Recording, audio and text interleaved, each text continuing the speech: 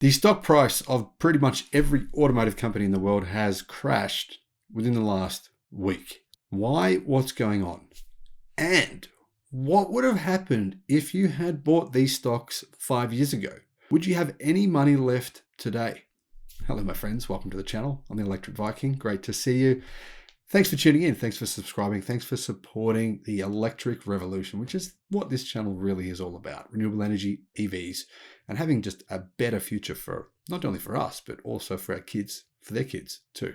EV disruption is happening in a very big way right now, but there's going to be some bumps along the way when it comes to EV brand stock prices, right? People are thinking, what's going on? NIO, XPeng, Tesla, not looking good right now. That's true. But it's not just those EV stocks. It's many others as well. As inflation and supply chain issues continue to rattle the world economy, automotive stocks have plunged, going into the red in October.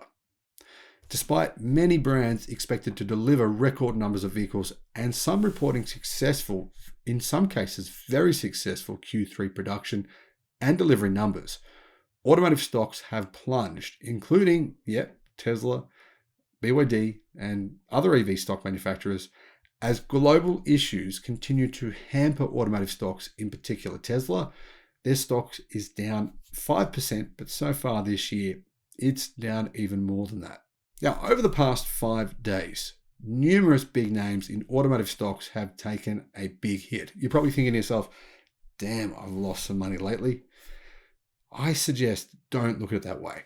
Let's look at 5-year goal horizons. Let's look at what's happened over the past 5 years, and then let's try and predict what's going to happen over the next 5 years. First, why is this happening right now? Well, Reuters has said the downturn is a result largely of an inflationary pressures more than supply chain issues. Specifically, they say an announcement from used car seller CarMax says that customers are decreasing spending on large purchases, including vehicles. True Car analysts told Reuters that automakers might need to lower pricing and or lengthen financing terms to incentivize customers to purchase vehicles in this inflationary time. Speaking of lowering pricing, can car manufacturers do that? Well, the truth, the automotive industry is extremely low on margin.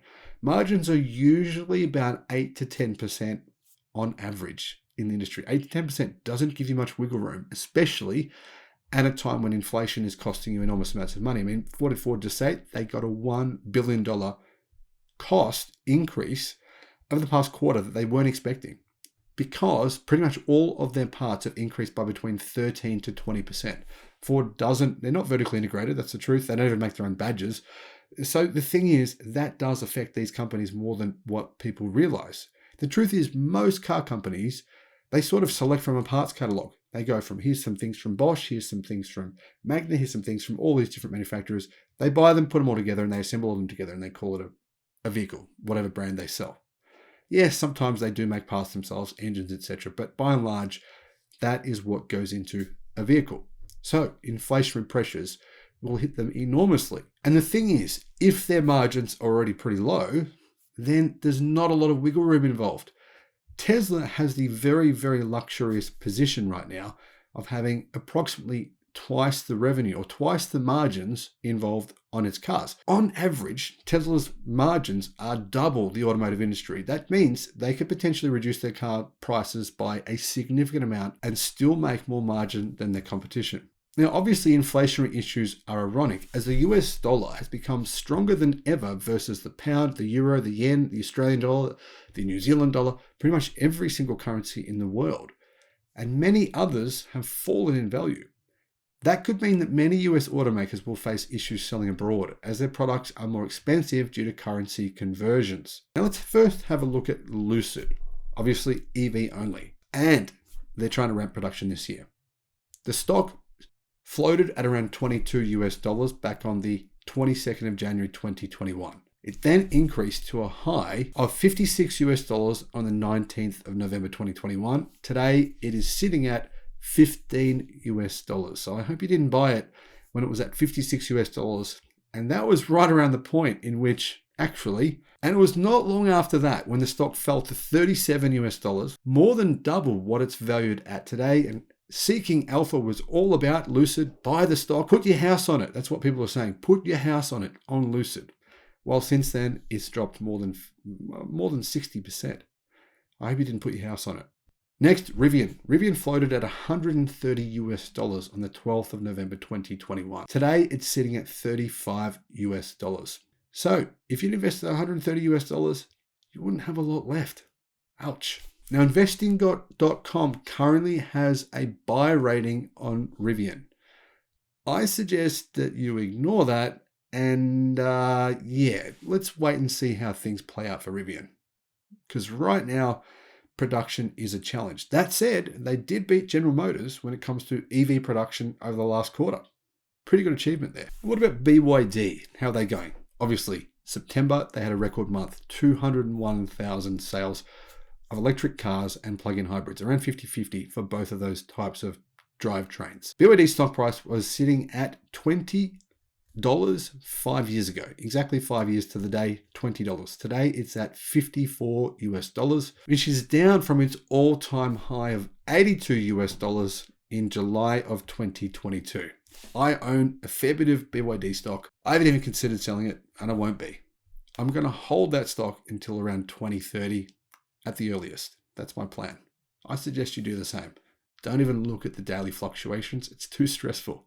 What about NIO? NIO is an electric car only manufacturer. You would think they would be more immune than others from these kinds of crazy price swings, but in fact, they're not at all. That said, if you had invested in NIO 5 years ago, the price back then was US $6.26. That said, if you had invested in NIO when it floated on the 21st of September 2018, well, the stock price back then was US $8. Today, it's sitting at US $16.50. So you would have doubled your money. Of course, you've got to take inflation out of that factor. But the reality is, even though NIO's stock price has absolutely collapsed, you still would be doing pretty well. Now, speaking of collapses, NIO stock price, if you'd bought NIO stock on the 22nd of January 2021, you'd be in a lot of pain. At that time, NIO stock price was sitting at $61.95. That's $62. Today, it's at $16.50.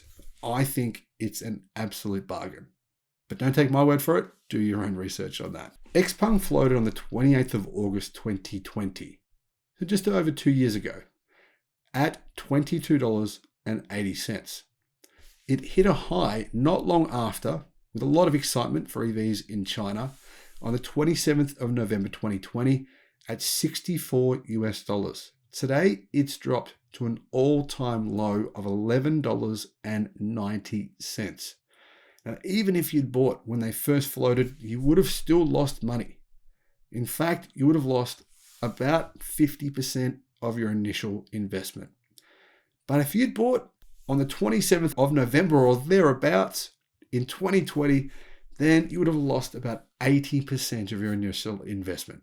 Speaking of Xpeng and NIO, I am a shareholder of both of those companies, and yes, I've most certainly lost money. Well, of course, on paper, because I haven't sold, I've lost a fair bit of value with those stocks. I plan to hold those as well for at least the next few years. Xpeng, though, I'm starting to wonder what's going on there. Their EV production this year has not been what they said it would be, which is very strange.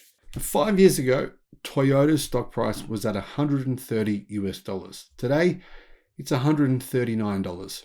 So you would have maybe just about broken even, probably lost a little bit of money if you include inflation, if you'd bought Toyota 5 years ago. That said, Toyota has the highest price to earnings ratio of any legacy automaker in the world. If you compare it to Ford, it's valued at more than twice the value of Ford based on its actual earnings. I would suggest that means Toyota has a ways to go. They're going to be disrupted this decade. They're going to lose a lot of that value. I would not recommend, even to my worst enemy, to invest in Toyota right now. What about Ford? Well, Ford's stock price 5 years ago was $12. Today, it's at $12. So yes, you would have lost a bit of money, of course, if you include inflation in those numbers. However, on the 19th of February 1999, 23 years ago, more than 23 years ago, in fact, Ford's stock price was $32. If you'd invested in Ford around that period of time when it was sitting between 26 and 32 US dollars and you'd held onto your investment for the last 23 years, yeah, you would have lost a lot of money. Now we come to General Motors. General Motors stock price 5 years ago was 45 US dollars. Today it's sitting at 35 US dollars. You would have lost more money investing in GM than Ford or Toyota. Obviously, if you include inflation, you would have lost around 40% of your initial investment. That's pretty scary. Now, if you'd invested in General Motors 12 years ago, in 2010, you would have paid around 34 US dollars for that investment. Today, it's worth 35. So you would have lost a bit of money there, but not quite as much as what you would have if you'd invested 5 years ago. And finally, we come to Tesla. 5 years ago, Tesla stock was valued at 21 US dollars. Today, it's still valued at 245 US dollars. That said, if you had bought Tesla stock at its all-time high, you would have paid 344 US dollars and you would have lost around 35% of your initial investment. Well, paper money, but sure, you still would have. But I know many of you bought Tesla stock when it was sitting at around 23 to 25 US dollars.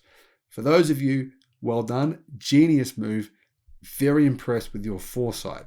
Now, speaking of price to earnings ratios, Ford's price to earnings ratio is incredibly low, meaning the value of their stock seems like really good value in comparison to, in particular, Toyota.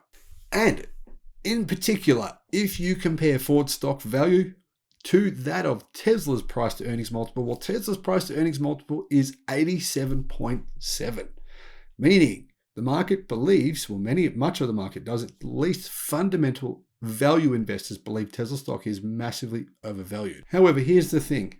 BYD's price to earnings ratio is sitting about 150, nearly twice that of Tesla's. And Warren Buffett, the world's so-called greatest ever value investor, who only invests in fundamentals and value stocks, is very heavily invested in BYD.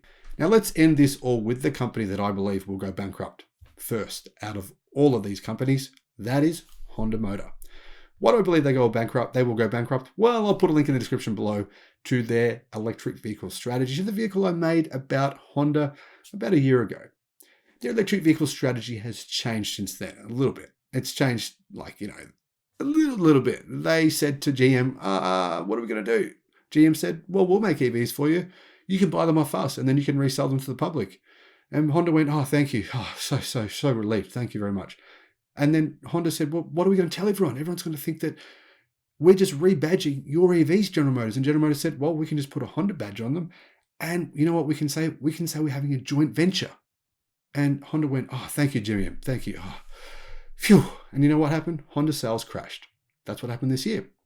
So it's too late. Honda are going to be dead by 2030. If they're not, they'll simply be bought out probably by a company like Geely, some big Chinese automotive company. Tata, that Indian global company. Someone will buy them out, more than likely. Or the Japanese government will invest billions of dollars. But I doubt it, because Honda is not Japan's most valuable company. Toyota is, and Toyota is going to need a big handout. I don't think there's going to be a whole lot of money left to go around for Honda. Honda's price to earnings right now is 9.06. It's worth nearly 3 times the value of Ford based on its price to earnings multiples. And yet its global sales are collapsing. Yeah, it's true. Look at their sales this year in the US. They are going through into the toilet. The truth is, Honda is not prepared to make EVs. They don't have any real EV strategy. And frankly, I think they are screwed. 5 years ago, Honda's stock price was at 36 US dollars. Today, it's sitting at 22 US dollars. So you would have lost more money investing in this legacy auto company than any other over the past 5 years. And you probably lose a lot more if you invest in them now. That's what I think though. Let me know what you think in the comments section below. Thank you for watching. Bye-bye.